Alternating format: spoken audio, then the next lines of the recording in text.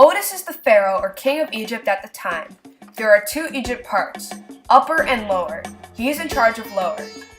The Nile Delta, or Lower Egypt, covers an area of 9,650 square miles. It is about 100 miles long from Cairo to the Mediterranean, with the coastline stretching some 150 miles from Alexandria to Port Said. He rules all of it.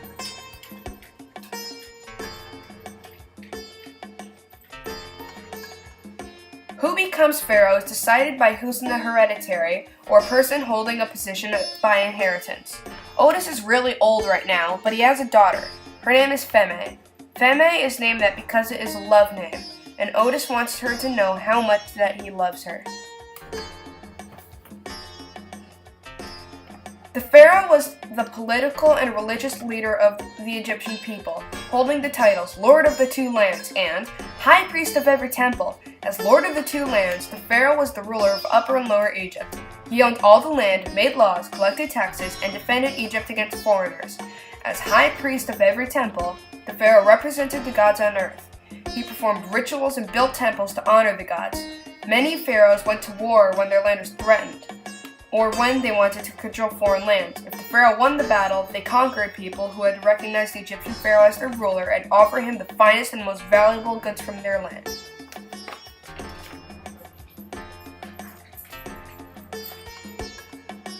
Otis was good at keeping Egypt safe from invaders. He used cataracts, or waterfalls, as a benefit. The cataracts of the Nile are shallow lakes of the Nile River between the Aswan and Khartoum, where the surface of the water is broken by many small boulders and stones jutting out of the riverbed, as well as many rocky islets.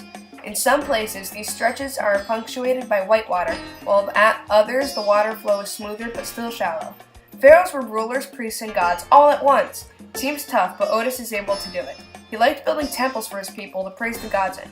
He makes sure that there are good harvests every year and is grateful for the Nile River. It floods around the same time every year and leaves behind rich, fertile soil good for crops. This was a huge benefit for them. When the pharaohs died, they were put through a process called embalming. This preserved the bodies of the dead. They did it at first because the pharaoh's soul couldn't live without the body. They were put in a chemical called natron. Natron dried up the body, causing it to shrink.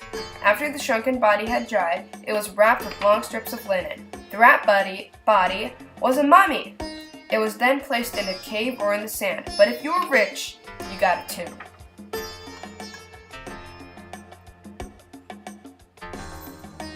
In 1786 BC, Egypt was invaded by the Hyksos. They came across the desert in horse-drawn chariots with strong bronze and iron weapons. The Egyptians lost, but it taught them a lesson. Amosa drove them out in 1550 BC using the Hyksos' own weapons. Egypt was eventually taken over by the Assyrians in 671 BC.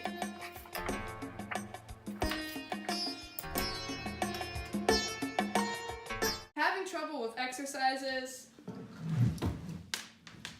Come to Egypt! Having trouble with the internets? Come to Egypt! We have good Wi-Fi. Having trouble being random? Come to Egypt!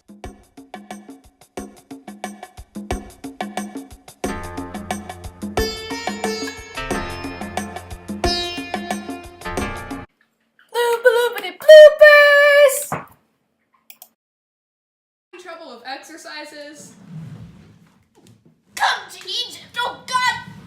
Having trouble with exercises? Oh shoot, I messed that up.